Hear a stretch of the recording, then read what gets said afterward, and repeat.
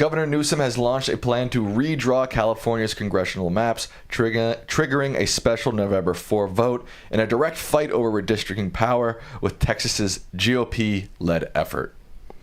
It's a sad, sad state of affairs that we've come to.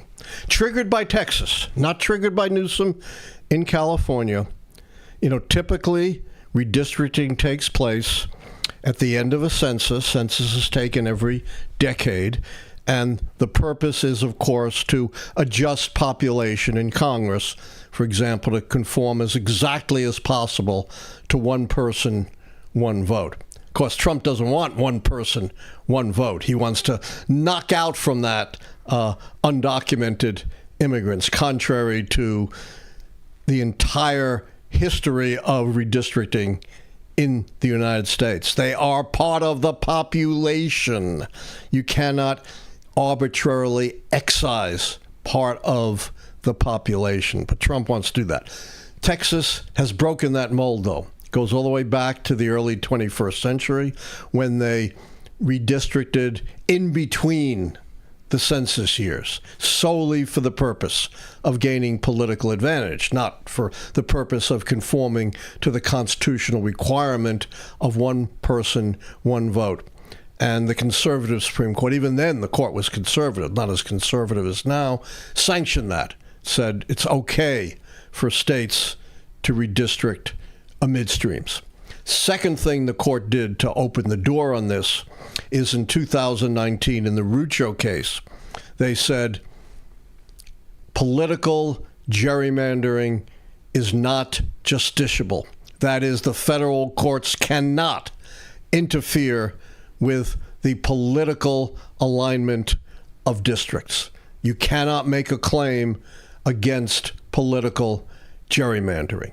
It's still, at least on minutely open, you can make a claim on racial gerrymandering if you're organizing districts in a way to discriminate against minorities. Possibly you can make a claim there. But the way they're dealing with those claims, I don't know, we're not discriminating against minorities. We're doing this for political advantage. And the courts have said that's just fine. We can go ahead and do that. So two things have changed the landscape. One, the court's saying you can redistrict in between the census years. And two, whatever you do, we're not touching it. The only recourse you would have would be to the state courts. And there are 9 Supreme Court justices in the state of Texas. How many are Republicans, Sam? 100%.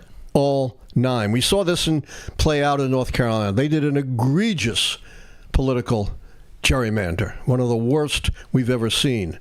And the court had a 4-3 Democratic majority, and they ruled the gerrymander unconstitutional.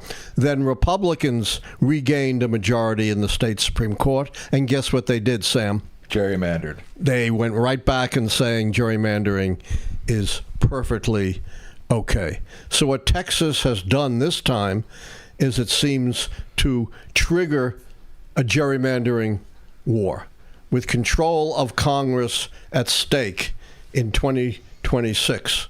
The Democrats believe for once we have to grow a spine and counter the Republicans. We can't just lay down and let the Republicans draw lines to give them more districts and not do anything in states that Democrats have controlled. Governor Newsom, in a very strong statement, showed a spine, said that's exactly what he plans to do in California. He's got to get permission from the voters because they ostensibly have a redistricting commission, but you can get in a referendum exceptions to that, and he is going to go ahead and ask for exceptions up to 2030 when you get the new census and you start redistricting in 2031.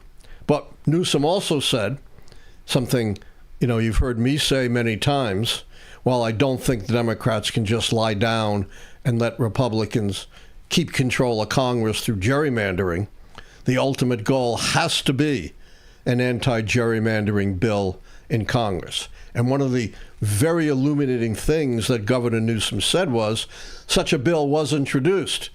Virtually every Democrat was behind it. How many Republicans were behind it? Zero. None. And that tells you much of what you need to know.